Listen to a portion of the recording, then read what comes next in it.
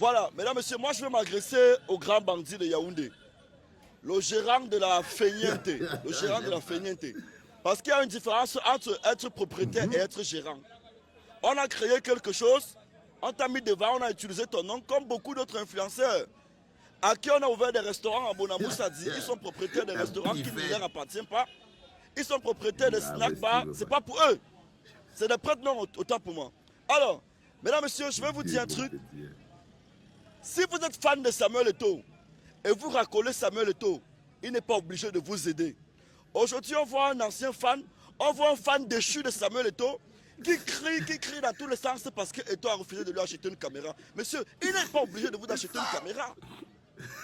Il n'est pas obligé de vous acheter une caméra. Et je vais vous dire, comme tu es grand influenceur, pousse les Camerounais à détester Samuel Eto'o si tu es fort. Et je vais te dire un truc. Toi, tu es très dangereux pour ce pays. Parce que tu as voulu faire passer Samuel Eto'o pour un homme dangereux. Monsieur le gérant de la feignante. Monsieur le gérant de la feignante, tu es très dangereux pour ce pays. Si tu veux qu'on entre dans tes frasques, le Cameroun va se retourner contre toi. Pour ce que tu allais faire au Nozo pendant la crise. Tu te rappelles? Tu allais dire que la guerre est finie. Pourtant nos parents, nos enfants mouraient de ce côté-là. Tu allais dire que non, l'école a commencé. Pourtant on sait combien d'hommes, combien de Camerounais sont tués dans le Nozo. S'il y a quelqu'un sur qui on doit tirer sur les réseaux sociaux, monsieur, c'est vous. Parce que vous êtes très dangereux pour ce pays. Mais bon, cher Camerounais, comment vous laissez un monsieur comme ça parler de Samuel Eto'o, parler du Goliath? Mais regardez, il a tout gagné dans sa vie. Il a tout gagné dans sa vie. Ce monsieur a tout gagné dans sa vie. Et on dit que non, il est venu à la tête de l'Afrique Foot parce qu'il veut se faire santé financière. Samuel Eto'o a raccroché les crampons. Il a raccroché les godasses en 2019. Monsieur, 2019, 2020, 21, 22, 23, 24. En 5 ans, un multimilliardaire ne peut pas s'appauvrir. C'est quoi? Il avait une machine où il mettait son argent tous les jours. Son argent disparaissait. N'abusez pas. Et je profite pour passer un message à tous ceux qui veulent provoquer Eto'o. Sachez que Eto'o fils, dans le bureau, il est aimé. Les grands-mères du village aiment Eto'o fils. Les grands-pères du village aiment Eto'o fils. Dans la rue, je vous parle de la rue la plus dangereuse du Cameroun. Je vous parle de la rue. Dans la rue, vous avez vu un peu ce qu'il peut faire dans ce pays en 24 heures. Samuel Eto'o fils a soulevé le monde entier. Tout le monde en a parlé. Des noirs, des blancs. Il est très puissant. Mesdames, messieurs, je m'agresse surtout au dangereux gars de Yaoundé, le malhonnête là. Moi-même, tu m'as sonné, je ne t'ai jamais porté plainte. Moi-même, tu m'as sonné. Parce que tu n'es propriétaire de rien. Même ton oum là, on connaît comment. On connaît comment Rigobert sont à donner le oum. On ne veut juste pas en parler. On ne veut juste pas en parler. Samuel Eto'o a réussi dans sa vie. Une simple entreprise de télévision, d'internet a dépassé de gérer pendant 1 an. Tu dis qu'on a volé les caméras. C'était quelle télé là? Taro TV, c'était Taro TV. Ou c'était Taro TV. Une simple télévision digitale t'a dépassé de gérer pendant 1 an. Oui. Tu ne peux pas parler de ton fils. Parle encore de Pifo. Même de Pifo, tu ne peux pas me parler parce que tu sais. Comment tu me demandais les photos en Anguissa là-bas à Yaoundé? Lui, tu es en 2015 ou 2016. Tu sais que tu me demandais les photos, monsieur. Même de Pifo, tu ne peux pas t'attaquer à Pifo. Bagarre de sardines. Tu es très dangereux pour ce Cameroun. La musique camerounaise se portait bien jusqu'à ce que tu nous ramènes Nyango dans le grand baraque. Vous êtes une bombe pour ce pays. Le Cameroun se portait bien jusqu'à ce que tu nous inventes les buzz. Si on doit tirer sur quelqu'un, si un gars est dangereux, c'est toi. Oh, la jeunesse. Le budget pour les vidéos de 5 minutes que tu fais sur le 20 mai, que tu fais chaque 20 mai, on va regarder le budget de ça. On en parle des budgets de ça. Dans l'armée camerounaise, tu as porté combien? On t'a utilisé pour détourner combien dans l'armée camerounaise? On t'a utilisé pour blanchir l'argent. Tu as pris combien au port? Tout ça on connaît. Monsieur, ne vous attaquez pas à Samuel Eto'o. Ne vous attaquez pas à Samuel Eto'o. Attaquez-vous à Pifo, c'est notre niveau. Quiconque s'attaque à Eto'o ouvertement, je vous jure, moi Pifo, je peux déchirer mes habits pour Eto'o. Et vous avez dit que... Moi, je peux faire une semaine, je peux faire la grève de la faim pour Eto'o. Parce que Eto'o a prouvé dans les stades, hors des stades. On dit que non, qu'est-ce que Eto'o n'a rien prouvé hors des stades. Il a créé Xnet Phone. C'est les Camerounais qui ont détourné. Les Camerounais ont mangé son argent. Ce n'était pas lui le directeur de Xnet Phone. Il a créé la Fundes. Les Camerounais ont fait ce qu'ils ont fait. Il allait faire ça au Gabon. Hey. Allez en Côte d'Ivoire voir comment Samuel Eto'o est aimé. Irrécupérable. Mais attendez un peu. Mesdames, il est sur le timbre burundais. C'est pas donné. Toi, tu es là, tu fais 3 minutes. Ou toute ta vie, c'est 3 minutes. Je ne veux pas prononcer. Je vais prononcer le nom de personne depuis.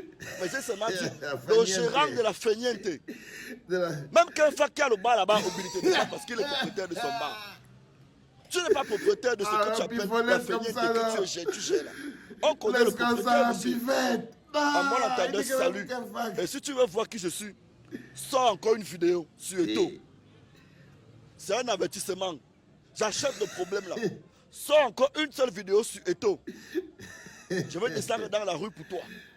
Tu vas voir ce que la rue peut faire pour Eto'o. Je vais te montrer comment la rue peut réagir pour Eto'o. Bonjour les enfants, c'est papa. Mon mur est un asile psychiatrique à ciel ouvert et ma salle d'attente est toujours bondée. Bienvenue à la clinique les enfants, bienvenue à la pifette. Je sais même plus, enfin je ne reçois personne. Ni la pifette, ni la poulette. Parce que c'est mes deux, l'autre c'est ma petite pifette, hein, pifo, la pifette. Et l'autre c'est la poulette. Parfois je me demande qui va porter la grossesse avant l'autre. Parce que c'est deux moulins que quand tu les vois marcher, c'est des moulins que tu te demandes comment c'est que le cadre bibourtier encore. Tu te demandes comment c'est qu'ils font pour que le cadre des reins tient encore. Parce que c'est deux gars qui sont déjà déquadrifiés depuis. C'est deux gars déquadrifiés depuis. Tu vois, par exemple, il accuse Steve Fadit de partir dire dans le nord-ouest et le sud-ouest que dans l'école pour commencer. Il a raison, le pifo. Mais il oublie que la personne qu'il défend, Dadis Camara, lui, il avait dit que lui mange le soya à Limbe sans garde du corps. Tu vois ce que je veux dire? Quand vous dites les enfants que apprenez à regarder les choses avec un peu de recul, avec un peu de recul. Et là, tu vois, c'est ce qui arrive quand un être humain, au lieu d'unir un peuple, divise un peuple. C'est ça le problème avec votre pasteur. C'est qu'il divise le peuple. Il a réussi, deux personnes ont réussi à diviser les Camerounais et à les plomber dans la détresse, la violence, les pousser à se détester les uns les autres. Paul Biya et Samuel Eto'o. Paul Biya et Samuel Eto'o sont les deux qui ont réussi cette performance, réussi à opposer les Camerounais les uns contre les autres. Lorsque un type entre dans votre famille et apparaît comme étant celui qui crée la plus grosse opposition qui peut exister entre les frères et sœurs d'une même famille, ce type, c'est le diable.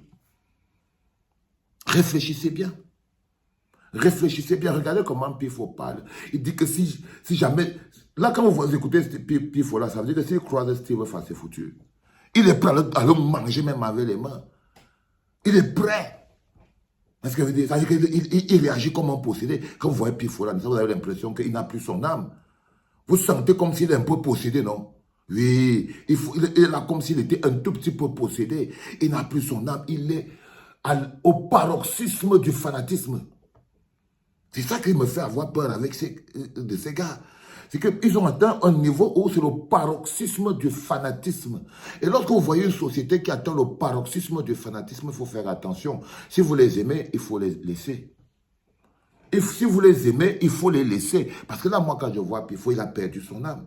C'est-à-dire que l'autre bonhomme encore, l'autre qui venait pleurer, qui dit que non, non, non, non, non. Il a demandé 2 carrés à 2 millions. Vous vous rappelez que le même Steve Fa, c'est lui qui était venu me dire que non, non, non. Oh, il a ouvert une entrée, à 19 ans, il avait déjà quand il veut l'insulter, voilà, c'est que chacun invente ce qu'il peut. Hein. Et à 19 ans, il avait déjà 50 millions. Il avait déjà une entreprise à 500 millions. Mais il vient s'énerver contre Samuel Eto'o pour une histoire de caméra de 2 millions. Normal que Pifo Wanda sur lui. Mais vous voyez, c'est ça la jeunesse. Lorsque vous n'avez pas un projet, lorsque vous n'avez pas un idéal, vous vous plongez dans ce genre de mécanisme. Regardez bien tout ça avec beaucoup de logique, parce que les enfants, la cohérence coûte cher. La cohérence, la rectitude, savoir où on part, qu'est-ce qu'on veut faire. Et regardez tout ça, il n'y a aucun modèle à copier là. Que ce soit les Pifo, que ce soit les Steve Fa, que ce soit les Eto'o, Construisez-vous vous-même votre propre logique.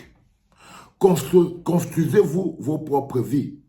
Parce que le fanatisme et l'envoûtement, attendre de recevoir quelque chose, ça ne grandit pas un homme, ça le rabaisse.